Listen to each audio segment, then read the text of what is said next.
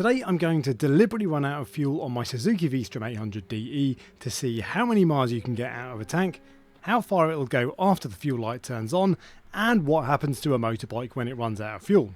And to make things interesting, I'm throwing in a challenge by riding 266 miles from my house just outside of London, past Stonehenge, across 5 counties, around the northern tip of Dartmoor National Park, and all the way to the furthest tip of England, Land's End.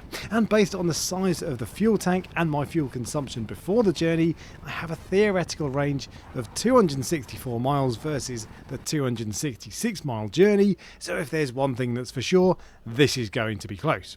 Now the point of this test is just to see how far the bike will go under normal riding conditions, so I just filled the bike up on the side stand as I usually would do, and I'm just going to ride the way I usually would do, so I won't make a conscious effort to ride economically.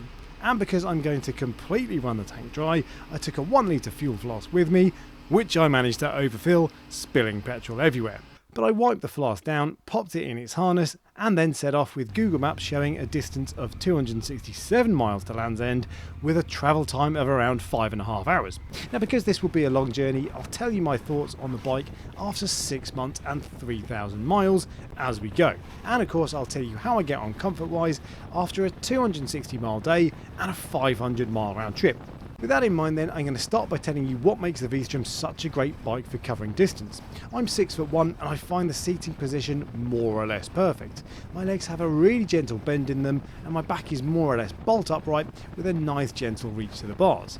To be fair, the standard windscreen is pretty pathetic, but this MRA aftermarket screen with the little wind deflector on top completely fixes that. And the fuel tank and side fairings are pretty substantial, so the wind and weather protection is excellent. While the DE is the more off-road biased version of the bike, I actually find the suspension perfect for comfortable road riding. You can fly over potholes and even speed bumps, and the bike just soaks up any undulations in the road better than the road biased RE version that I test rode before I bought this. And of course it has a 20 litre fuel tank, which is what I'm hoping will be the difference maker in this challenge. And on that note, I'm now going to hand over to Vlog Alex to see how the challenge is going and to give you my first comfort report. Okay, so the sat-nav is saying we've got 111 miles left and just over 2 hours. We are now currently at just under 1 o'clock and I've stopped for lunch. Let's have a look at the fuel distance then. So 157 miles is what we've done so far, and we have averaged 58.1 miles per gallon. That is compared to an overall average of 60.6. So I'm going ever so slightly, using a bit more fuel than I normally do. In terms of where the fuel gauge shows though, so there's 5 bars along here and I've used 3. They drop off at around 45 to 50 mile intervals is what they drop off at. So if they are right, then the bike has got a range of 225 to 250 miles. I don't think that is right. I think it'll do more than that. And at the moment, we are well and truly on to complete the challenge and get to Land's End. Although, the one thing I will say, the bike is saying that we have 67 miles to empty. And there are 111 miles left on the journey. So really, this is just a battle of who is right, me or the bike. I've just realised I need to give you a comfort report before I go. And actually, although I've been on the bike for 3 hours, the only reason I've stopped is because I'm hungry. The bike's been really comfortable. I'm feeling no aches and pains. My arms were a little bit stiff when I got off, but I feel really good. Seat's comfortable. I don't really feel tired. I've not had any wind blast because I've got a nice big old screen there. So everything's feeling really good. And just being able to stand up every now and then and stretch my legs has been invaluable. So comfort-wise, so far 3 hours in and 150 miles, all good. So then, with a solid pub lunch of fish and chips in my belly, I set off for the second leg, and the next stop will be when the fuel light comes on, hopefully a long way from now. Apart from 5 minutes of these nice wide open roads and beautiful British countryside, the vast majority of this leg of the journey was just on the motorway, so I'll tell you how the bike handles fast wide open roads. Now because it's only an 800cc, it's not particularly powerful, and while it never feels slow, overtaking at high speeds isn't exactly its forte. That's not to say it can't hustle, it really can, it's just that the engine feels much more lively at slower than motorway speeds. But that of course is not what this bike is about. All of the bikes with significantly more power than this cost much more money and also way much more. And the power is still fine and the V-Strom still feels fast to me, albeit just comfortably fast without ever feeling like it's out of control fast. It's one of those bikes that you can completely pin the throttle and that makes you feel like you're getting everything out of it without having to leave anything on the table. And I now understand what people say about why it's so much fun to ride a slow bike fast. And despite its size, weight and 21-inch front wheel, you can still throw the V-Strom around, and it's fast and fun enough for what it is. As for the road noise, the bike comes with Dunlop Trailmax tyres, but they were swapped out to Metzeler Tourance tyres before I did this journey as part of a safety recall from Suzuki. The Metzellers handle really nicely in the bend, and crucially they generate very little road noise and are noticeably quieter than the Dunlops were. The windscreen doesn't generate too much noise either, and I find that it only starts to get a bit noisy and turbulent above 85 miles an hour or 140 clicks. Although for what it's worth, the speedo on the bike is a little optimistic, and when the bike said I was doing 80, the sat-nav said it was more like 75. All in all though, it's a really relaxing motorway bike, and there's even a little USB socket to the left of the dashboard so you can easily plug your phone in to charge while you ride with the sat-nav on. But while the bike was nice and relaxing, the journey had just moved into squeaky bum time and my fuel light came on much sooner than I expected. Okay, well it didn't take long for the fuel light to come on. I've just pulled over, we're in a lay-by on the A something or other, and it's been about less than 50 miles. So let's take a look and see what the situation is in terms of range to empty as far as the bike thinks we've got. Okay, so we've got 82 miles left, and I think it was what, 111 when I last stopped, so we haven't gone very far. We have done 187.2 miles. The fuel light came on, and as you can see it's flashing there. The fuel light came on about a mile ago, and that means that the last bar didn't last very long at all. It was at 42, so last bar lasted about 44 miles. And if we go down to range to empty, still 57.5 miles to the gallon is what I'm doing in terms of fuel economy. And the bike thinks 39 miles range is my range to empty. And what we were 82 miles. Now I have to say I am feeling slightly less confident than I was a minute ago. I've got to go twice as far as the bike thinks I can do on the last bar of fuel. Now to be fair, I still think I'm going to make it. I think I'm going to be alright. The fuel light usually comes on around the 190 mile mark, and this time it's come on just below that, 187. So we've got loads of range left, right? Right? Well, there's only one way to find out, so let's jump back on the bike and see if I can get to Land's End. So where are we on the map then at this point? Well, my first stop for lunch was a pub just outside of Exeter, and when the fuel light came on, I was a third of the way between Exeter and Land's End, which was agonisingly close, but not as far as I'd hoped. And while I'd been confident of making it before I started the journey, that confidence was now slowly eroding away, and I was really tempted to slow down in order to conserve fuel and eke out as many miles as possible. But the whole point of this challenge was to see how far I can go under normal riding conditions, so I resisted the overwhelming urge to ease off. One of the main reasons I wanted to do this challenge was to learn how many miles the bike can do after the dashboard says the fuel range drops to 0 miles left. But at this point of the journey, I was desperately willing the bike to hold off from dropping to 0 for as long as possible.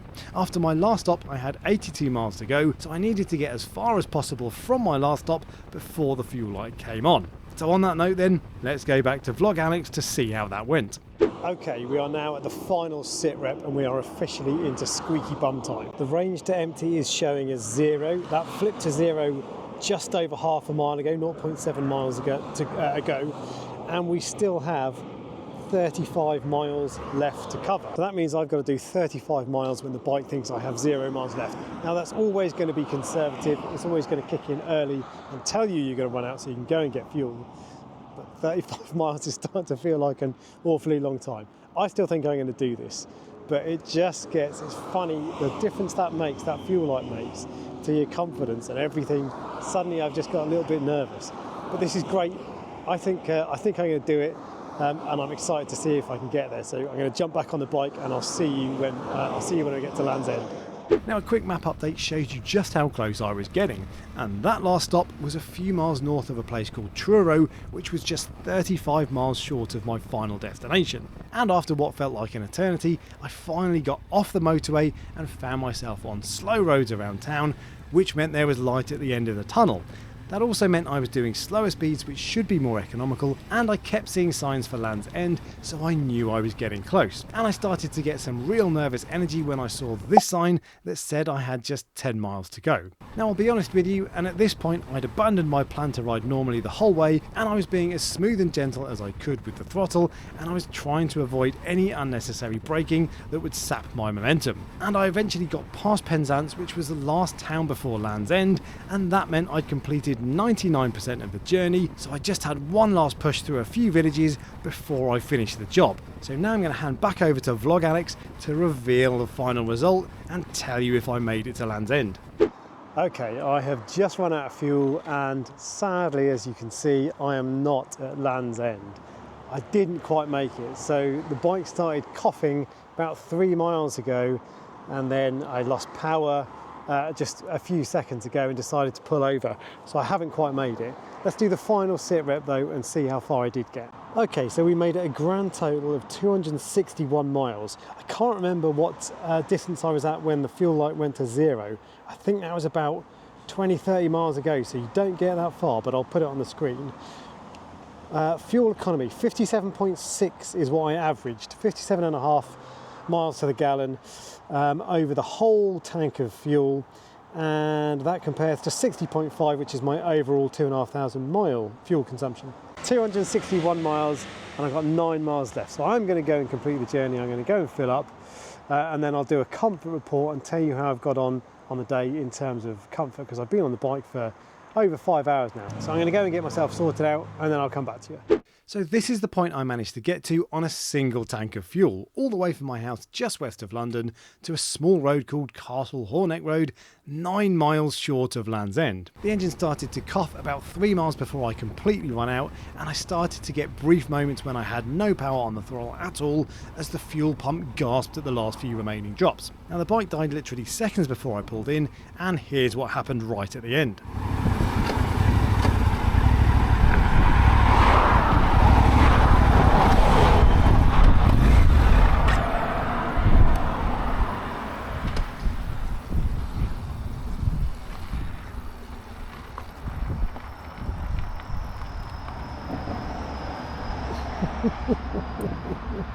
I tentatively added the litre of fuel I'd bought in my trusty Oxford fuel bottle, which is generally a very useful bit of kit, but I would have liked it to come with some kind of spout to make pouring the petrol easier. Once I'd put the petrol in, and as you'd expect from a Suzuki, the bike started immediately with no fuss, and I found a petrol station just over a mile away. Now at this point I'd had enough range anxiety to last me a lifetime, so I filled up to the brim and got back on to finish the final leg. And while I didn't complete the challenge I set myself at the start, that wasn't really the point here, and it was always about the journey more than it was the destination. So as I pulled into Land's End car park, I still had an overwhelming feeling of accomplishment. Although as you'll see, the competitor in me was still wondering what might have been. So now I'll hand over to Vlog Alex for the final report on the journey and on my comfort levels. Okay then, so this is the final report right from here at Land's End, which of course I believe is the most western point in England, most westerly point in the country.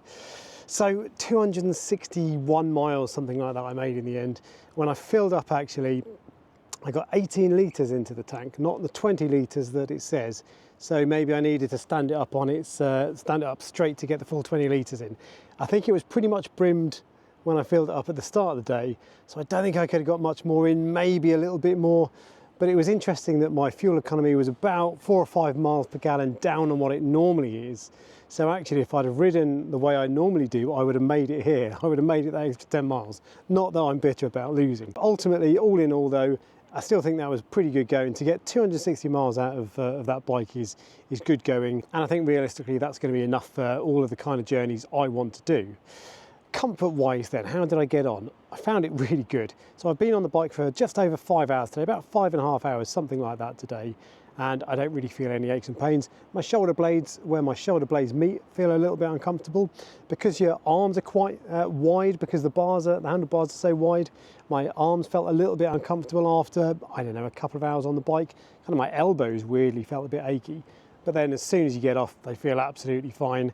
I didn't get any vibrations, didn't feel any tingling in my feet or my hands, which I thought was interesting actually, because I have had that before.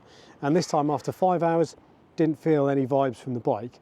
That was sat mostly at kind of, on the motorway stints and the dual carriageways, probably 80, 90 I think I was doing on average. Not really any faster than that. With the V-Strom, I do find that if you go much faster than 80, 90, it does feel a bit buzzy. It doesn't really feel like it wants to be doing that. 80 miles an hour is kind of the sweet spot on the motorway for the V-Strom. Probably because it's got a smaller engine, it's only an 800. But to be fair, apart from that, it felt absolutely fine. My ears don't feel tired, the windscreen doesn't create that much noise, the windscreen takes all the wind off me, you feel completely relaxed and in a bubble. The seating position is super relaxed, it's just so comfy, my legs don't feel achy, my wrists, I don't have any weight on my wrists, and actually the beauty of it with the legs, of course, is that you can stand up on an adventure bike. So there were loads of times that I was stood up on it to just stretch out a little bit. And you can also shuffle back and forwards in the seat if you need to. Although I didn't really find myself doing that. Now I will do a final report again tomorrow at the end of the second day when I've done another 5 odd hours in the saddle.